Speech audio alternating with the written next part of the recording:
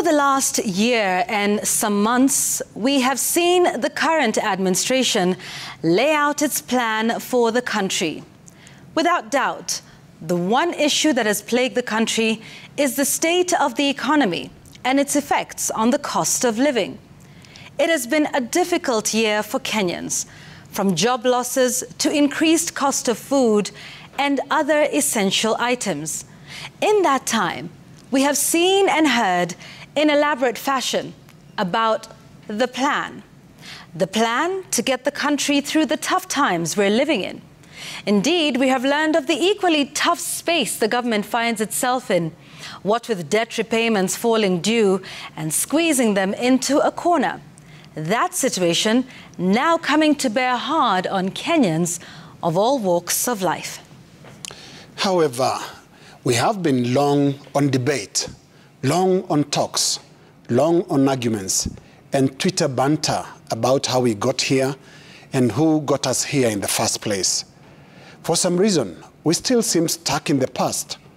In some respects, stuck in the long-winded, verbose diagnosis about the problem, but short on solutions.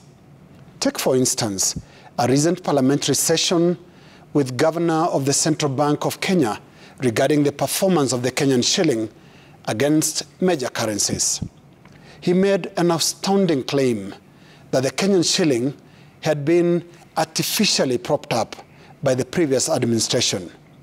Yet that same man was in fact the principal secretary, PS, of the very National Treasury that he accused of giving the Kenyan shilling a false sense of stability.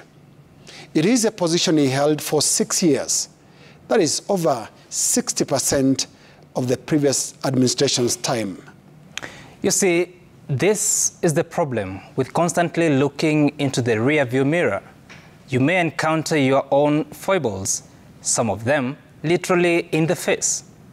In fact, controlling the behavior of a national currency falls squarely in the mandate of the central bank and the National Treasury. Individuals who run these two key organs then are in the current administration today. Yet we see them heavy in heaping blame on the past officials. Folks, this is but one illustration of the rearview mirror narrative and how in some ways it is akin to mutilating one's own nose just to spite the face. So that we are not misunderstood, if you want to know where you're going, it is important to know where you have come from. But folks, there is a reason the windscreen is much larger than the rearview mirror. It is time to look forward now. Whilst we encourage government officials to engage with citizens, it is surely not the place of these officials to engage in ad infinitum arguments in public spaces. And so tonight, we are sending the National Economic Advisory Council to think, rather than banter on social media. The one thing we've heard over the last year is the illustration of how dire the situation is, what caused it. Now, we need to hear solutions, and perhaps hear less of the solution and see the solutions in action bearing fruit over the next 4 years.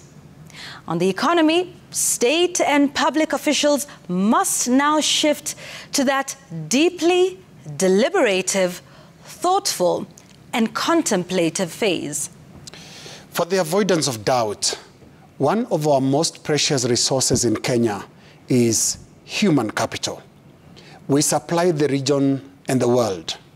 Just look around. There are great minds that can turn us around from our woes. Right now, what can cost us more and worse than our national debt is bad or wrong decisions. And history demonstrates that politicians are highly capable of wrong decisions. A leader's vision can turn into a national nightmare if not well thought through. And our scrapyard is teeming with evidence, including a one-time attempt to manufacture our own cars. And this is not to downplay the ongoing assembly of mobile phones locally somewhere. We also ask for coherence. we should not have cabinet secretaries competing to predict how much worse things will get worse in the future. So our next celebrated CS should not be one that can predict that a litre of fuel, for example, will cost us, say, 1,000 shillings a litre in 2025. Our leaders of all levels, and more particularly those in the cabinet, are supposed to be solution providers, not doomsday commentators. And on living beyond our means, we yet again heard the president very clearly earlier today saying, and I quote, "The time has come, therefore, to retire the false comforts and illusory benefits of wasteful expenditure," end quote. Now, consistently, across the last 4 regimes, this kind of rhetoric sounds good. So let there be no doubt, this is not a new line. One government tried a good one on Kenyans by purportedly replacing fuel guzzlers with much cheaper Volkswagen saloon cars. All Kenyans know how that story ended. Now, we often see that saloon car converted to a ceremonial ride during budget day.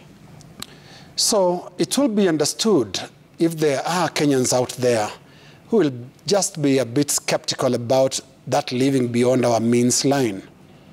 And why would they not be skeptical if simple things like the length of an official motorcade of nearly any official in government in this country tells a different story?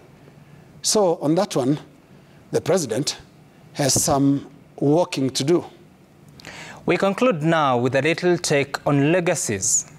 Members of this administration have proved beyond doubt that legacies are about and entirely around one person, the President of the Republic. For everything that has been said about Uhuru Kenyatta, the 4th president, more will be said about William Ruto 5 or 10 years from now, by ironically people who are very close to him right now. So to President Ruto, there is a legacy issue here for your personal attention. Legacy is a lonely destination.